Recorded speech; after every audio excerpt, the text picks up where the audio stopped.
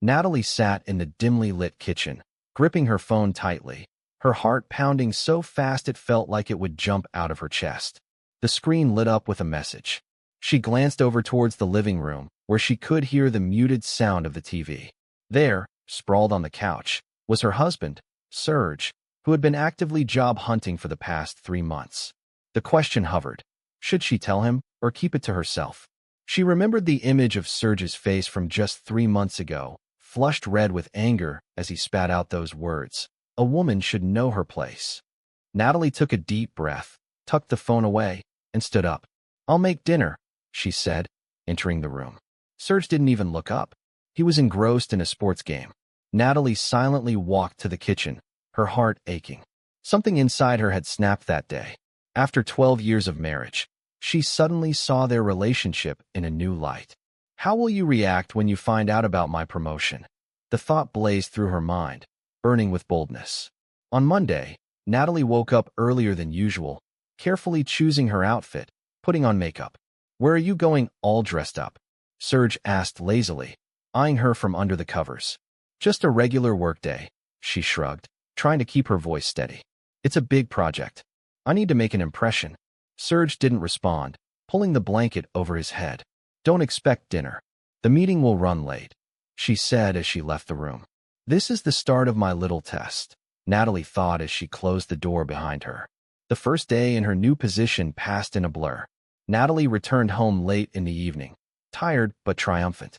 She had conducted her first meeting, met her new team, and set the groundwork for future plans.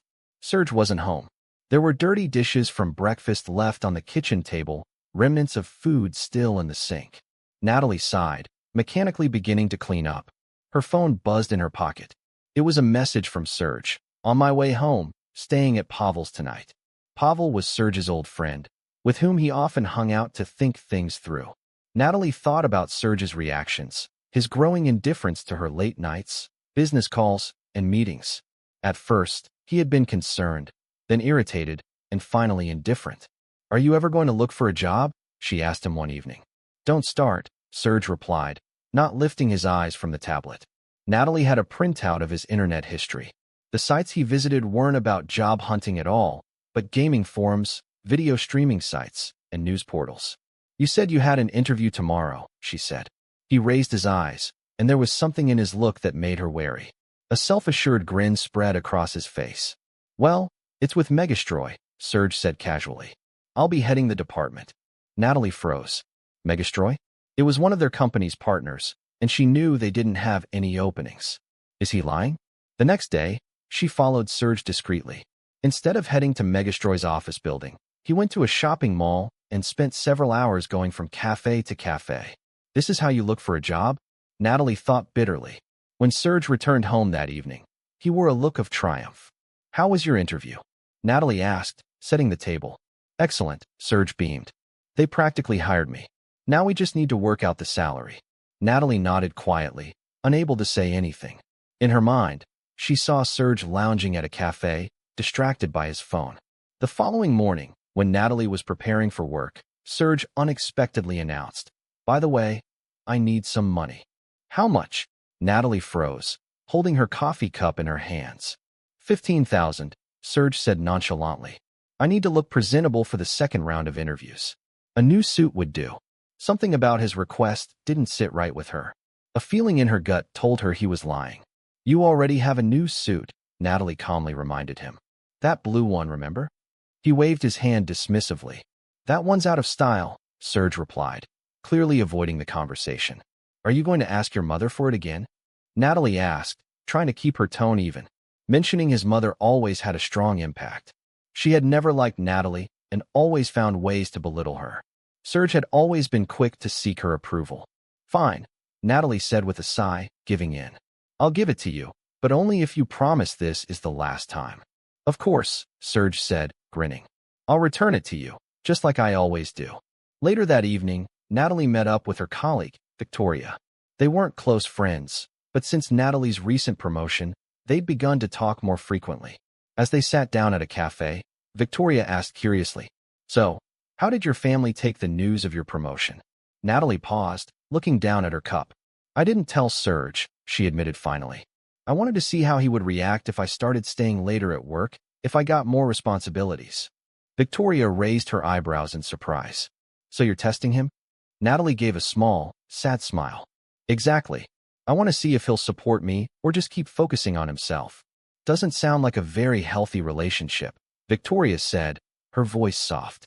I'm not so sure anymore, Natalie replied. He doesn't even notice the changes unless they affect him directly. Victoria leaned in, her voice lowering. So what are you going to do about it? I'm still deciding, Natalie said, her mind already racing with thoughts of how to confront the situation. The next day, after her workday ended, Natalie's phone buzzed with a message from Victoria. Listen, I saw your husband today. He was at the high-end jewelry store downtown, picking out some jewelry with a woman. Natalie froze. Her hands went cold, and her pulse quickened. She quickly set down her phone and looked at Victoria, her mind spinning. Are you sure it was him? Natalie asked, trying to keep her voice steady. Absolutely, Victoria said, clearly uncomfortable. I was at your anniversary party last year. I'd recognize him anywhere. I'm so sorry, I didn't want to tell you this, but I thought you should know. Thank you for telling me, Natalie whispered, her voice tight. She could feel the weight of the revelation crushing her chest. But I need to confirm this for myself. Later that evening, she decided to confront Serge.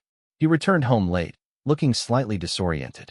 You're back late, Natalie said, studying his appearance. He had a faint smell of expensive chocolate on him, but nothing else seemed unusual. Yeah, I had the interview, Serge said, his voice still upbeat. It went great. They're going to offer me the job, but I need a few more things for the final round. Really? Natalie said, her voice flat. Where did you go after your interview? Serge hesitated, a look of panic briefly flashing across his face. I just want to get a coffee with some colleagues. Natalie didn't respond immediately. She already knew the truth. She had watched him for days, following him, and now she had the proof she needed. I know about your visit to the jewelry store today, Natalie said calmly, her voice unwavering. Serge froze. His face paled, and for a moment, he said nothing. Then, with a nervous laugh, he tried to dismiss the situation. Look, I can explain. It's not what you think. I'm sure it's exactly what I think, Natalie said, stepping closer to him. You're lying, Serge.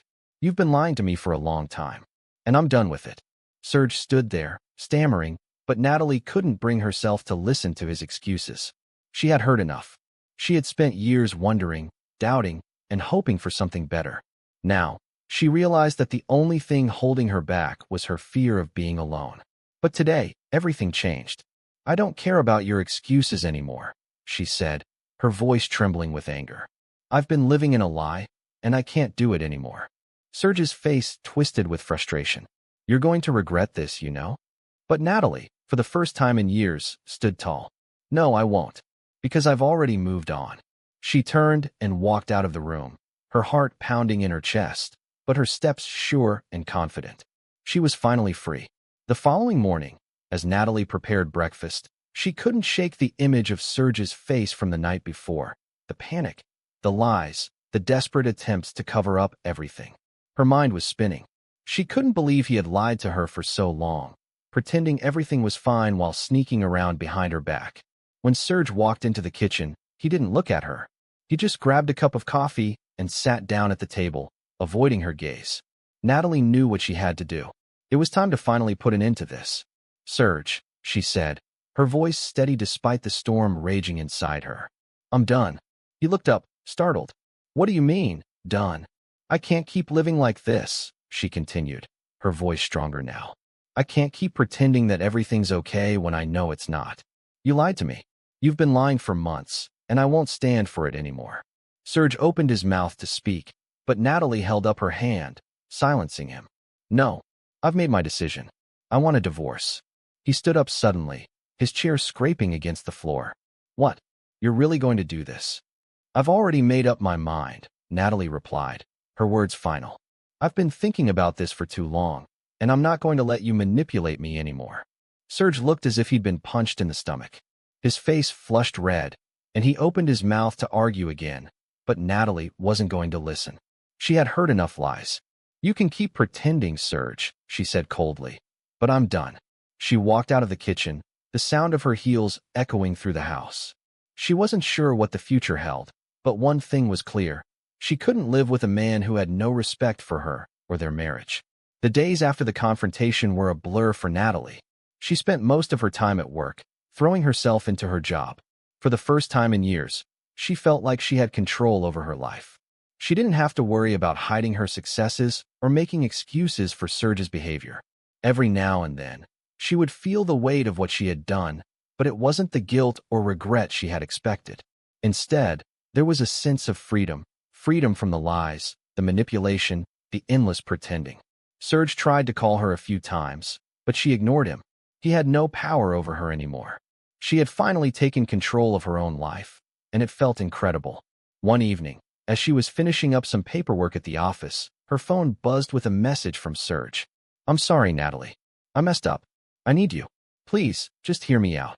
Her first instinct was to pick up the phone and confront him, but she stopped herself. No more excuses.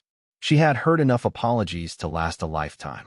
She took a deep breath, turned off her phone, and pushed it aside. There was nothing left for her in that relationship. She had finally realized her worth, and she wasn't going to let anyone take that away from her. Weeks passed, and Natalie continued to focus on her career. Her promotion had brought her the confidence she had been lacking for so long. She was no longer afraid of stepping up, of being the person she had always wanted to be. At work, people were noticing her newfound strength. She was no longer the quiet, apologetic woman she once was. She had become a leader in her own right. She had earned her position and her respect. One day, while grabbing coffee in the break room, Victoria approached her. "How's everything going, Natalie?" she asked, her eyes sparkling with curiosity. "How's life after?" "Well, everything." Natalie smiled, a genuine smile that reached her eyes. "It's great. Actually, it's better than great. I feel like I'm finally in control of my life. And for the first time in a long time, I'm not waiting for someone else's approval." Victoria raised her eyebrows. "That's amazing. I'm so happy for you." "Thanks," Natalie replied, her smile widening. "I'm just starting to realize how much I was holding myself back. It feels so good to finally let go." Natalie had learned an important lesson in the months since the divorce. She had learned that she was worthy of respect, that she deserved happiness, and that no one had the right to take that away from her. She had rebuilt her life from the ground up, and now she was stronger than ever. One evening, as she walked down the street after work, she felt a sense of peace wash over her. The sun was setting, casting a golden glow on everything around her. She didn't have all the answers, but she knew she was headed in the right direction. Natalie paused for a moment, taking it all in. She had made it through the storm, and now, she was ready for whatever came next. Months later, Natalie stood in front of a crowd at a company event. She was now leading a team, heading a project that had taken years of hard work to complete. As she spoke to the audience, she felt a wave of gratitude wash over her. This was the life she had created for herself, and she had built it with her own hands. For the first time in years, she wasn't afraid to be herself. She wasn't afraid of the future. She knew that, no matter what came her way, she could handle it. She was free, and that was all that mattered. If you liked the story, give it a like, subscribe, and share in the comments.